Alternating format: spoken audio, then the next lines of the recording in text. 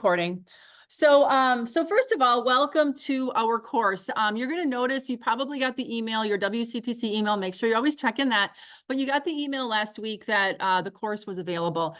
Maybe you got a chance to kind of poke around a little bit. Maybe you didn't. It wasn't required, but something I do need you to do between, at least in the very first days here, and as mentioned in our announcement, is that I need you to get your book. Okay, we will be using this book. I know sometimes students wait a little bit to see, are we really going to be using the book? I'm not sure why instructors don't use books, but in this class we will, I promise you. If I have you guys assigned to buy something, I always want to take advantage of it. So I'm going to just look underneath my camera here.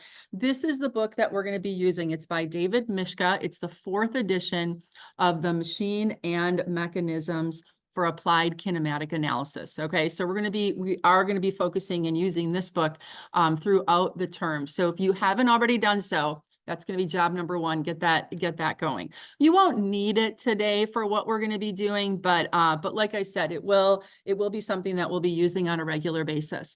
As we go into our Canvas, Canvas shell here, you're going to notice that there's this welcome menu. We're going to go right over to the syllabus right away. And we're going to start going in and looking at how this class is actually, going to be working and running. So I'm going to click on the PDF here. Feel free to do that very same thing. Otherwise, follow along.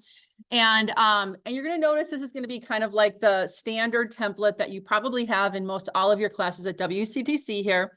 Our course number is 606118. This is Basic Mechanisms course. And you're going to notice that we're in the fall 2 term. Oh, didn't update my little date here. It's fall of 2024. And this is considered a face-to-face / hybrid. So we're going to be meeting in this room on Mondays and Wednesdays, but on Friday it will be Zoom. So I'm going to be virtual from my home, and you would be virtual from either you could come here and be on campus, or you can go from a remote, you can be from a remote location as well. We are going to be meeting on Mondays and Wednesdays from 12 to 3:50, 10 to 4. And then on Fridays, it's a little bit shorter, but it's going to be 2 hours, almost 2 hours, 12 to 1:50. I know some of you are going to ask, are Fridays going to be a work day? No. Okay. We have material that we have to get through, unless we can see on Wednesday that we don't have to, if it works out that it can be, but plan to be in attendance virtually every Friday from noon until 1:50. Okay, so make sure you do that. The days that we're going to be here are going to be starting today, this Monday, and we go all the way through to December 13th. We do have 2 days off actually, or 1 day off actually for Thanksgiving. So that Friday we won't be meeting for Thanksgiving, but all the other days we will. Prerequisites for this course. So you have to have had college physics, or calculus-based physics, the tech drafting class, and then also computer programming for engineers. Okay, so you guys have all, met those requirements. So welcome. We talked about the textbook already, and then additionally in this class, we are going to be using computers and also CAD software. So it's a good idea to have a flash drive where you can save your files, so that if you happen to not be on campus or you're working off campus, that you can work in both places. Additionally, you're going to need a scientific calculator, because we're going to need some of those functions that are on there. Pencil. Now, for the days that we are going to be virtual, you need a computer with a webcam and obviously internet access. So I want to be sure that I can see that you're on task when we are virtual as well. My name is Kelly, so please call me Kelly Riva. So my email here is kriva@wctc.edu. And then this is my cell phone number, and you're welcome to contact me via cell phone. And as you're going to see down here, either email or text messaging is really the fastest way to get a hold of me, or the easiest way to get a hold of me. But you can also leave a message at that phone number as well. As far as response time, I try to get back to you ASAP within, I think I have here 24 hours. But if you don't hear from me, just gently remind me, because, just as everybody else, sometimes you get a text message, you see it, you might even click into it, and then it goes off of your, alerts, and then you might not be able to respond at that moment. So then if I don't get back to it, please just remind me, and I'm happy to get back to you ASAP. my instructor Zoom link that's actually going to be inside of the class. So I think almost all of you have used the virtual option in one of my classes, except the two people that I haven't had before, but hopefully you've used Zoom in other courses as well, so that you can just click on that link. And I'll show you when we go over to Canvas where that is. My office is actually just across the hallway in the administrative offices. It's in I-203. So if you ever, want to see if I'm there or available, feel free to do that. But my office hours, I say, are by appointment, because truly, we end up spending a lot of time together when I'm here on campus. But if you want to see me outside of class, we can definitely schedule something that'll work for both of us. What are we going to be learning in this class? So you're going to notice that we have a list of what we call competencies, and these are the things that we will be hitting, and we will be using this book for each and every one of these items. So we're going to learn how to create basic mechanism diagrams. We're going to apply vector math to solve mechanism problems. We're going to evaluate or determine displacements of mechanisms. We're also going to learn how to design mechanisms with some, end results in mind. We're going to look at velocity, some math models for a mechanism using Excel, doing some design of cams, some gear systems, and then also belts and chains. So we've got a lot that we're going to be covering here in the next 8 weeks. And we have, I think it's 7 or 8 modules total that we're going to be hitting on everything. As we look here, there are critical life skills that are addressed here when you're a student at WCTC, and then also per our program. So the first ones here are the overall Waukesha County Technical College critical life skills. And the ones that we're going to be practicing here in this program or in this class are going to be communication, critical thinking, or problem solving. And we do that all over in any type of design or engineering course.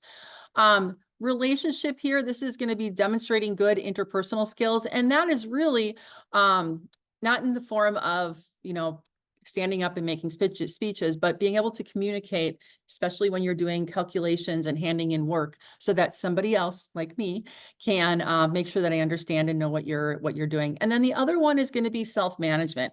Self-management is your ability to meet deadlines and make sure that you're kind of balancing not only the things that are in this class, but in, the other parts of your life. Program outcomes. So the WTCS mechanical design program has some things that we have to make sure that we cover as you go through the first through the 2-year program. So this particular class addresses 4 of the items that we need to look at throughout the program. And the first one is going to be design mechanical components and products. So as we saw above here, you're going to be specifying cams, gears, belts, and chain drives. So those are mechanical components.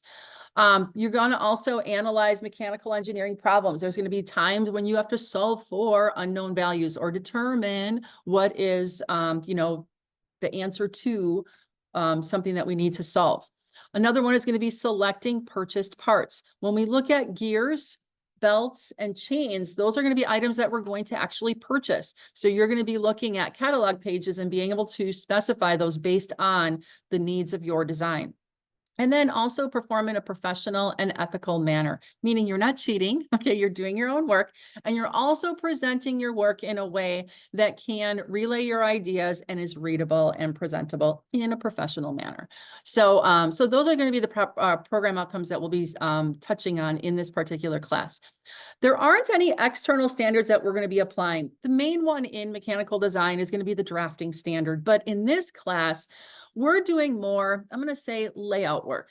Kinematics or basic mechanism design is kind of like the first phase in a design process. So we're not really worried yet about creating the drawings so that somebody can make the parts. We're just wanting to make sure that we've got enough space, that we're kind of laying things out so that it's going to work properly. And so there's not going to be any drafting standards for you to apply. We will be using CAD to solve problems, but we're not going to be, if you would, releasing these out to production for them to know and understand what we're trying to convey. The technology that you are going to be using in this course is found right in this lab right here. So we're going to be using Canvas, but we're also going to be using AutoCAD for a lot of what we do, and Excel as well.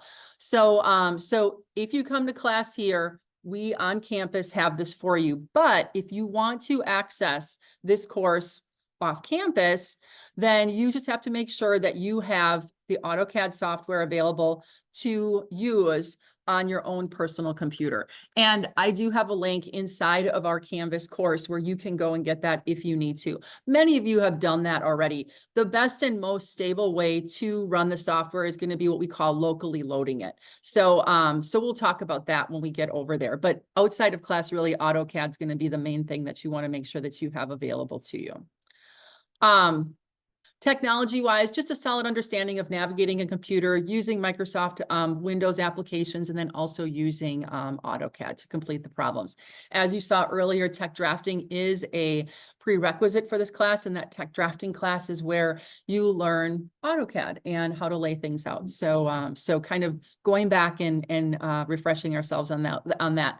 Many of you probably haven't really touched AutoCAD since you had tech drafting. So it's a great place for us to kind of revisit that before we send you out into the world. Okay, so so it's a great application for doing the work that we're looking at here. If you have any problems technologically, that means in the lab here or even on your home computer. So if you're running AutoCAD and you're having struggles or it's not set up correctly, unfortunately, I am not an AutoCAD guru as far as how the software is set up, but our help desk does all of the loading here in our lab, as well as the loading on personal computers, like for instructors like myself, and they will be where you want to go if you have any problems running any software or anything like that. How are you going to be graded in this course? So there are two parts to your grade. There's practice problems and there's module homework assignments. There are no tests or quizzes in here, okay? But what that probably means is I give you plenty to practice and make sure that you know how to do it, okay? So, so those are going to be the two elements. So practice problems are 20%, module homework assignments are 80%.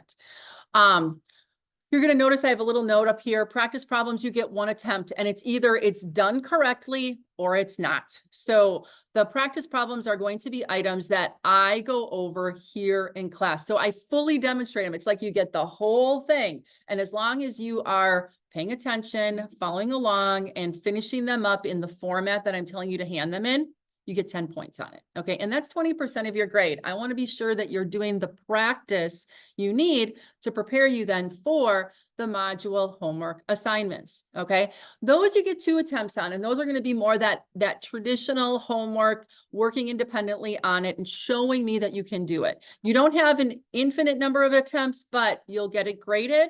And then you have a time frame for which you can make corrections and earn the points back. And we'll talk about that when we get down talking about the assignments specifically.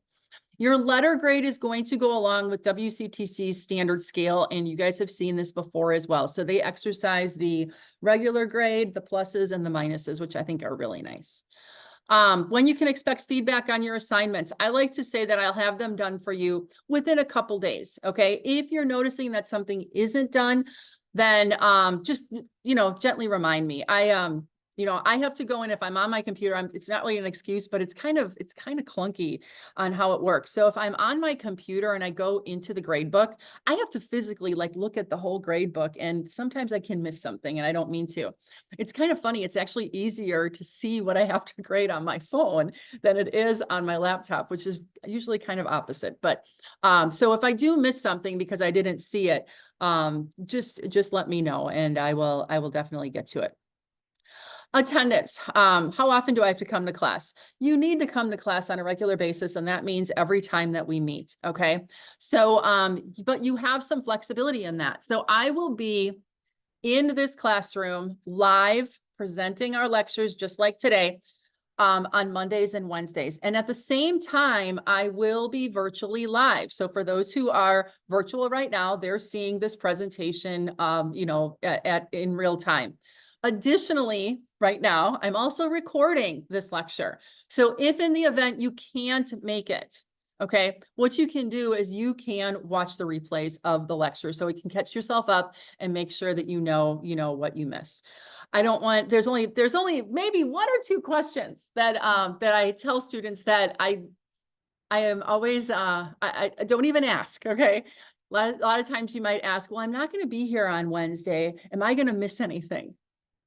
Of course you're going to miss something. We're going to be working on things. So assume that indeed, when you're not able to make it, that yes, indeed, you're going to be missing something. And your plan of action then is when you need to miss, is that you need to watch the replay. That is going to give you way more information than meeting with me. In the past, before I would record my lecture, students would have to meet with me and I would have to go over. If I talked for an hour and a half, we would maybe meet for 15, 20, maybe a half hour to go over like the things that we did. And that's truly not going to give you, everything that you would have missed. This way, the recording is a duplication of exactly what I did. So my expectation is that you're watching that lecture before the next time we meet. Okay. Because then that way you are caught up and you know what's what. Okay. So, so I give you that flexibility for how you want to attend lectures. So on Mondays and Wednesdays, you can be virtual, just like Kung Meng and Peter are today. Okay.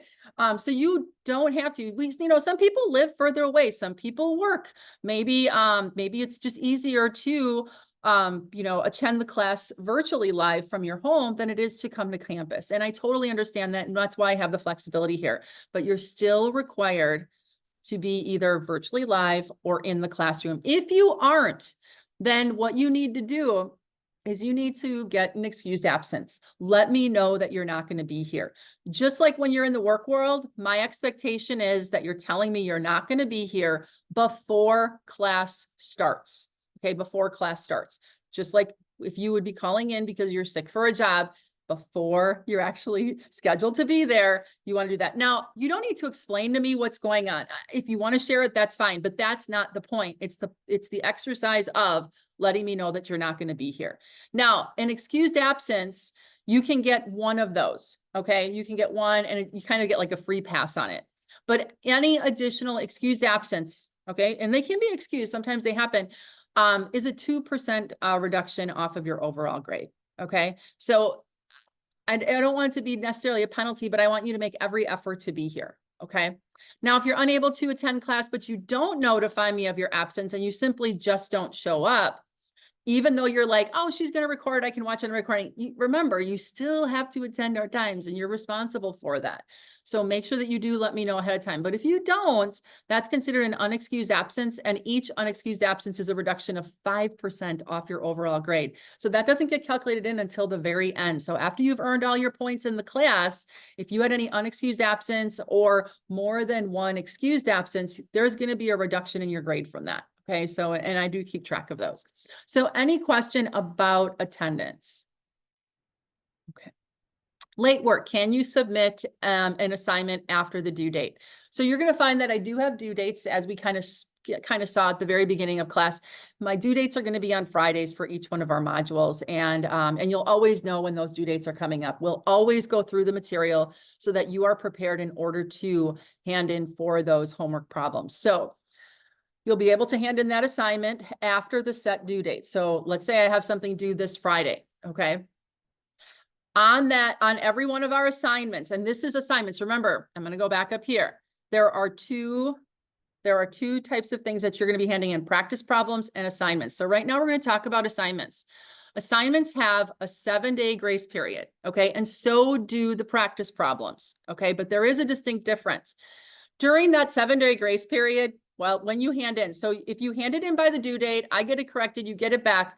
Within that 7-day grace period, 7 days after that due date, okay, you can make corrections for the full points back on any assignments, okay, on any assignment. After the 7-day grace period, number one, you don't get corrections anymore. And number two, if you hand in after that 7-day grace period after the due date, you now are going to get a deduction of 20% off of your grade. That really ends up being an 80%, which is like a C, okay? Which I think is fair. You're getting points on what you've earned. Now that's what you've earned. So if there was any points deducted for missing items or things that you didn't hand in, the 20% comes off your earned grade, if you would, okay? Once you go beyond that 7-day grace period, there are also no corrections anymore. So even if you got something wrong after your 7-day grace period submission, you no longer can make corrections to it. Okay, so you can't earn back anything that you would have lost. So it's kind of like a one and done after, but it's still better than a 0. Okay. So if you find that you're, needing to use that flexibility, you're welcome to do so. Now let's talk about practice problems. Practice problems also have a due date, and they also have a 7-day grace period. So you can hand practice problems in from the due date and then 7 days after for full credit. After that elapses, I do not accept practice problems anymore. We're done with them. Okay. We've moved on and we're further out. So practice problems are only accepted within the 7-day grace period, and no corrections to those. And again, the reason for that is, number one, I want to make sure that you're following along during our lectures. I want to make sure that you're doing the practice that we're doing here in class. And that's my assurance that you do that. Okay.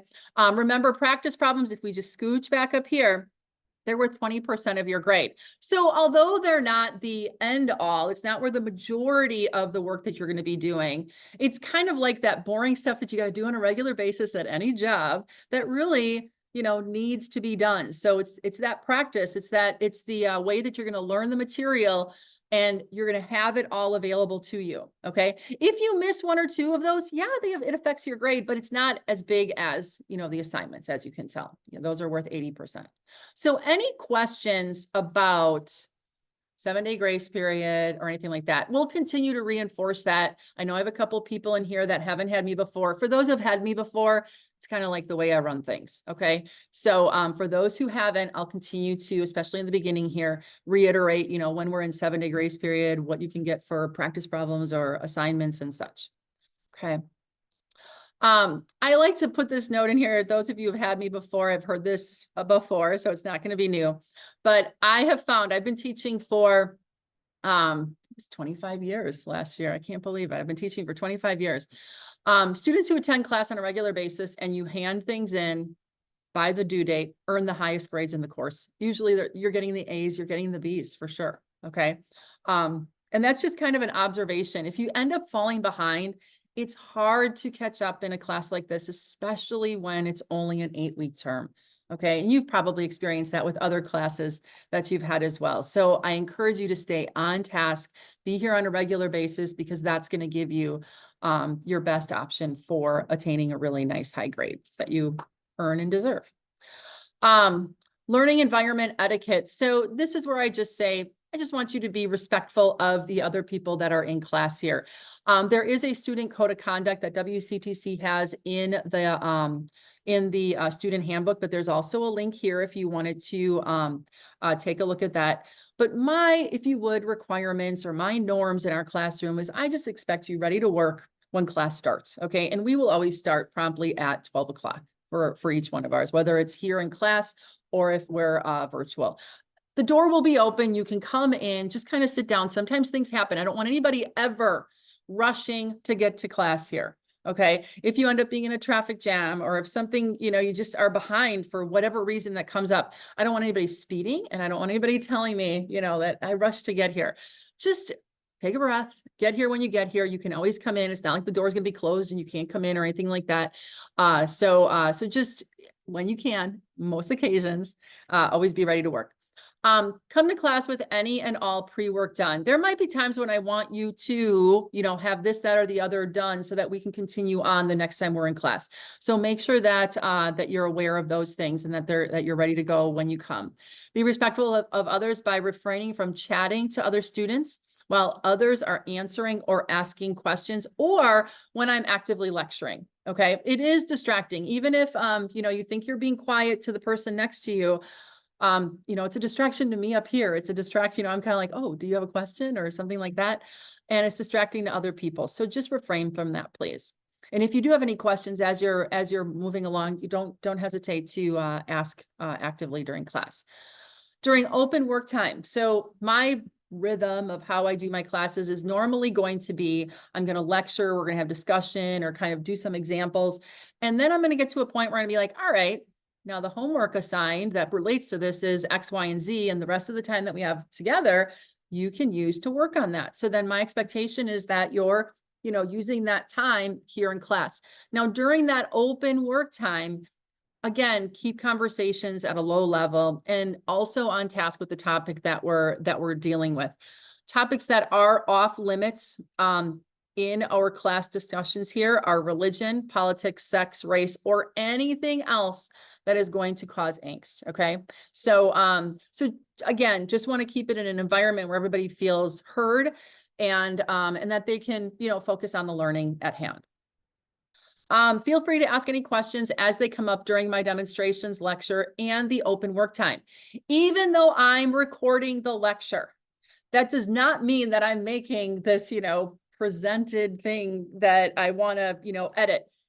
As you know, if you've watched any of my lectures, it's just the recording of the lecture. So I encourage you to ask any questions that come up while I'm talking, because not only you probably have that question, but other people do. And if somebody is watching the recording, they're getting the benefit of the questions that you're asking. Okay. So, so please, I want this recording to be, just a duplication of whatever we're doing here in class. Okay.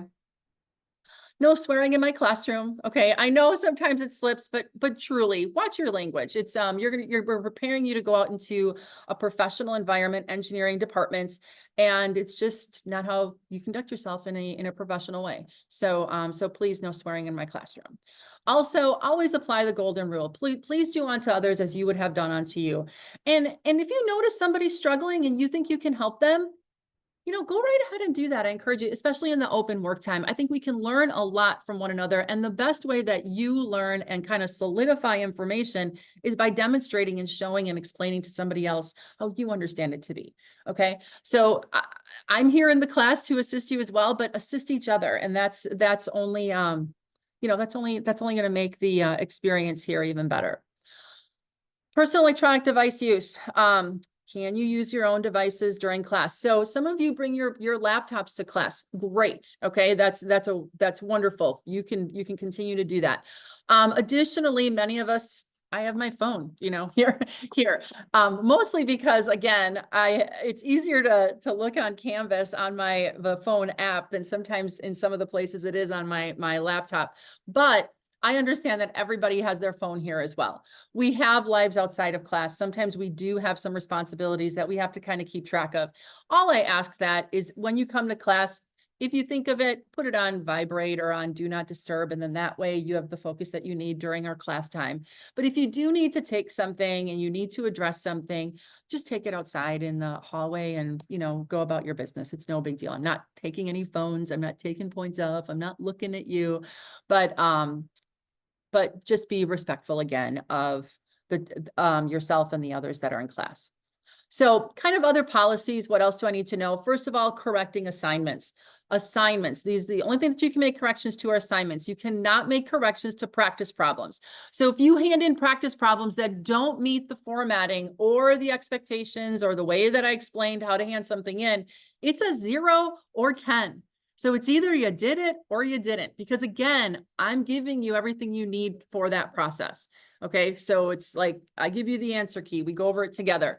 So if you choose to hand something in that isn't complete or to the requirements that I had said, it's a one-shot deal. Practice problems do not get corrected. Okay. Assignments, on the other hand, remember, you get 2 attempts for that. You get your initial attempt where I'm going to correct it the first time through. As long as you hand that in within the due date and the 7-day grace period, you have the opportunity to make corrections for the full points back. Okay. After the 7-day grace period, though, you no longer have the opportunity to hand in any corrections. If you hand an assignment the first time at the end of the 7-day grace period, don't expect corrections. Okay. Does that make sense to everybody? Because just because you handed it in before that, you don't get an extension on the ability to do corrections. It's handing it in for full credit as well as corrections during the 7-day grace period time. Okay. Practice problems, as I said here, they're either going to be 0 or 10, and you get the due date through the 7-day grace period. And then after that, practice problems are no longer accepted. Extensions. There are no extensions after the end date of this class to finish any work. So there are probably going to be due dates that end up being later on. Those last modules, the last module does not have a 7-day grace period. So if you are using the 7-day grace period as your due date, meaning the week after, you're going to be rushing at the end to get stuff in. Okay, so we'll look at the calendar when we get outside of here, but just be aware that no extensions beyond the end date of this course to finish or hand in any work. Communication outside of class, you can contact me via email, and then also my mobile phone here to text or call.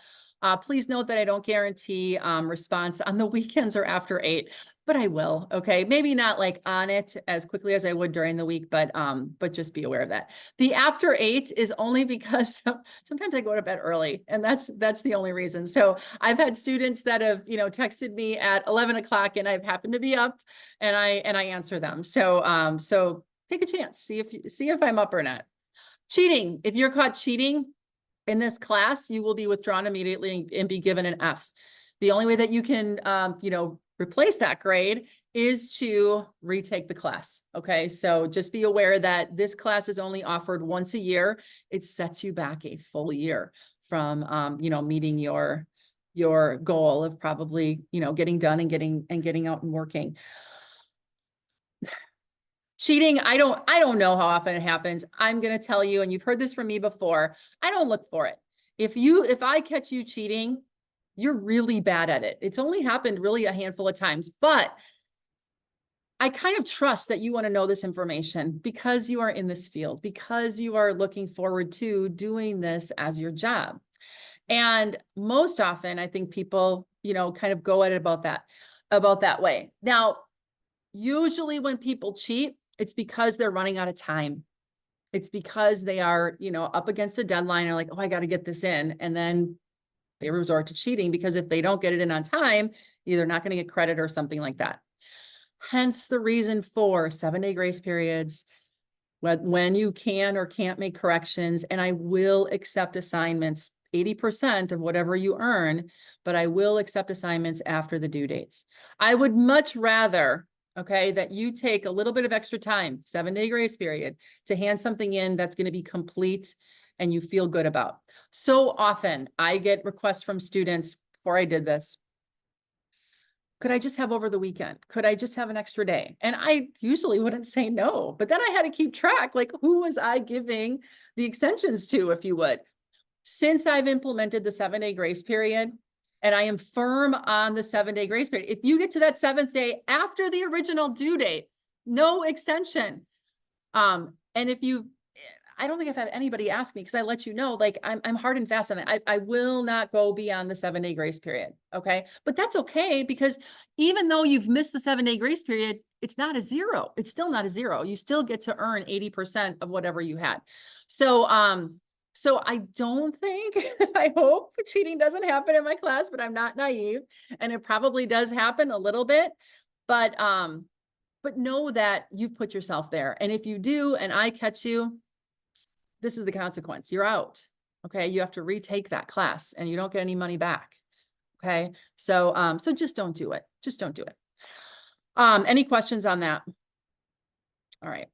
Outside of class work, this course requires students to work in addition to the weekly scheduled hours, in order to, kind of get all the information that you need. So I don't expect during our time, and I don't plan during our time, that that's enough for you to get done with everything and you can walk away from our class time and not have to worry about it till the next time we get together. There's a good chance that you're expected to have outside work, and you can expect as much as 2 to 3 hours of additional outside time for each one of the hours that we spend. So for this class, I think we meet 10 hours. You could have anywhere from 20 to 30 hours outside of class to, to kind of get through everything. I don't think that happens very often, but it isn't uncommon to have to work more hours than what is just allotted here in class. Okay. Sometimes you might get through that for a module. Other times you may not. Okay. But I don't gauge the rigor of the class based on having enough time during the time that we're together. Homework is expected. Outside of class time, spending on this is expected. Any questions on that? All right. Where can you get help? WCTC has an amazing like, I don't know if I want to call it a help center, but they've got a math center, they've got a reading center, they've got a writing center, and you can get all sorts of assistance. Additionally, the time that we have allotted here when we're in open lab, I'm a resource for you too. I'm assigning the work. You have me available to answer any questions that you might have. And we can also, like I said, we have office hours that we can utilize, but don't hesitate. If you're struggling at any point, reach out to myself, reach out to one of these surfaces, reach out to your classmates. See if you can get some assistance there too and help one another out. And then the campus resources or the campus policies here, there's links to these that go directly to the student handbook. You guys are in your second year, so I think you kind of know how the world of WCTC works. But if you do have any questions or anything like that, that information is there for you. So syllabus wise, any questions? It's kind of like the first day, got to do it. Okay, not right now. I'm just going to check in the chat here. I'm not seeing Peter or Kang Meng if you have any questions right now either. Okay. So what we're going to do is right now, I just want to do a brief overview of what Canvas looks like. I'm sure that you've used Canvas in other courses that you've had here at WCTC. I know you have, but everybody has their own little spin on how they arrange things and how they set things up. I try to be consistent with previous courses that you've had from me. So when I can adopt that, I try to. So the landing page here is really just a welcome. This is was basically the announcement that you guys got in Canvas and to your email. But as we look down the left-hand side here, these are kind of the main areas that we're going to be looking at. We already looked at the syllabus. The announcement was something that I sent out, kind of welcoming you to the fall 2 session, letting you know that the course was open. You saw that earlier last week. And then the modules is really where we're always going to be. So the modules correspond to the work that we're going to be doing weekly. So module 1, for the most part, is in week number 1, but it does slide over into week number 2, as we saw on the calendar. And then we have, modules all the way through. Oh, module 7 is going to be our last one. You'll notice when we look at the calendar, and I'll go out there right now, the calendar kind of leaves the course, and it's kind of a generic calendar. You can turn on and off the different classes that you have.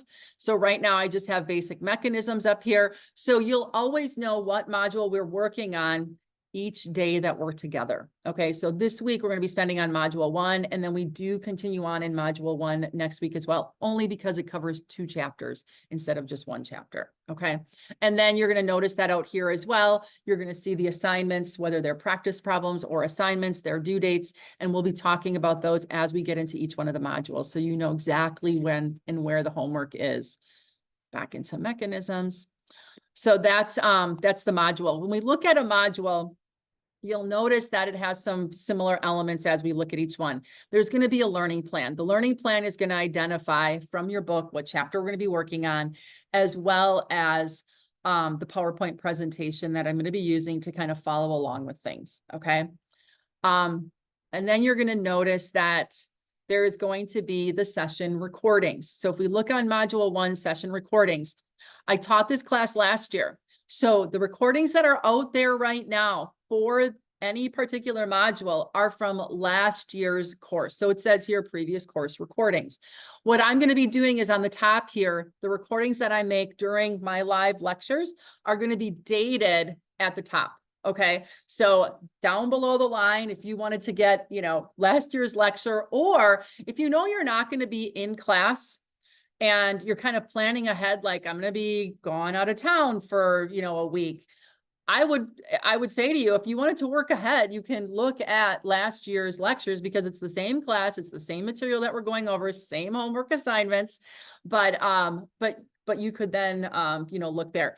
If in the event that one of my lectures doesn't record, I would probably lean on, let's watch last year's. If you need to reference that, it's there for you. So those are out there, but like I said, I will be populating by date the recordings that I do in the session recordings place.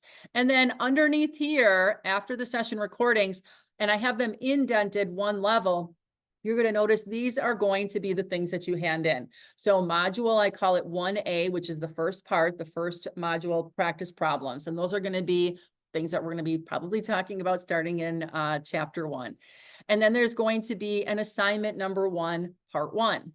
And then there's going to be module 1B, second part, practice problems. This is going to be the second chapter that we address in this module. And then there's going to be a second assignment, a part 2 on the other chapter in module 1.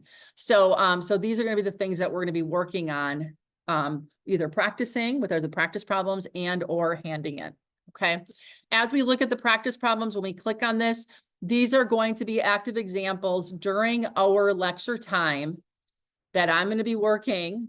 And my expectation is that you're doing those along with me. They give you the practice to get ready to perform the assignments that are going to be for your homework as well. So the practice problems 1A lead us into assignment number 1, part 1. And these are going to be the problems at the end of the chapter that you're going to be doing for me and handing them in. Okay. There are some submission notes down here, but also during our lectures, I tell you exactly how I want you to hand those in. Okay. So, so when we get there, it'll make a little bit more sense. And then the same thing for the other chapter that we're going to be looking at, which is, I forget if it's chapter 4. We go from 1 to 4. Here are going to be the examples that we're going to be looking at during our lecture. Those are going to be the practice problems you're going to hand in. And then the assignment is going to be doing these problems.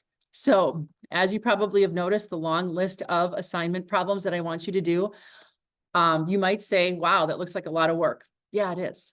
Okay, that is. And that's by design. I feel, especially in an 8-week format, if I do tests and quizzes, I lose entire chunks of time, like an entire class period. So what I've done as a give up is instead of doing tests and quizzes, I give you more homework to do. I give you more reinforcement. I would much rather you do more problems than worry about losing a whole class time. Okay. I don't know how you feel about that. I don't know if I've heard it, if I've ever met somebody that is disappointed when they don't have a test or a quiz to take. But like I said, the give up is I just have you do more of the assignments or more of the problems so that you have a good understanding. Okay. So, so then as we look to the next modules, you're going to notice that we, move along in the subject matters. In the book that we have here, we're going to be referencing each and every one of these. And they're kind of set up the same way: learning plan, session recordings, and then whatever your assignment and or practice problems are going to be there. Okay. So, so right now, any questions? That's how the modules are set up. Just below modules on the left-hand side here is the link to Zoom. So when you go to Zoom, let me move this. You're going to notice that there are going to be dates here and times. All you want to do is, it might look a little bit different from your perspective as the attendee, but you just want to click on the day that we're going to be looking at. I hit the start button. I'm not sure if that looks the same for you guys. And then there's a waiting room so that if you are there earlier before I open it up, then you just kind of wait there and then I let you in when we're ready to get started. So, so like I said, many of you have used that option before, so that's the same. I don't do any discussions, don't worry. Attendance, I do keep track of attendance just so that you know. And then, like I said, it's really an after the fact deduction if needed in your grade. So as we had stated, earlier, those would be the percentages that would, come off potentially your grade. There's also going to be, I'm not going to click on my link because my link looks different than yours, or my page looks different than yours, but the grades is where you're going to see how you are doing for your class in the class at any given time. As I stated in my syllabus, I try to turn around any homework grading as soon as possible. That way, number one, am I eligible for getting corrections in so I can improve my grade? And number two, how am I doing at any given time? I want you to have an accurate account of that. So, so watch your grades. And the important thing is to make sure that you feel like it jives with, what you have. And if you notice that something's not graded and you've waited a couple days and it's not getting graded, just, reach out to me and let me know. And I'm happy to get that going for you. As we get to the end of the term, there's going to be a course evaluation. So we'll talk about that then. You can let me know how I'm doing. And there's some other miscellaneous ones down here that, you might find come in handy. So Canvas. Are there any questions at all? All right. All right.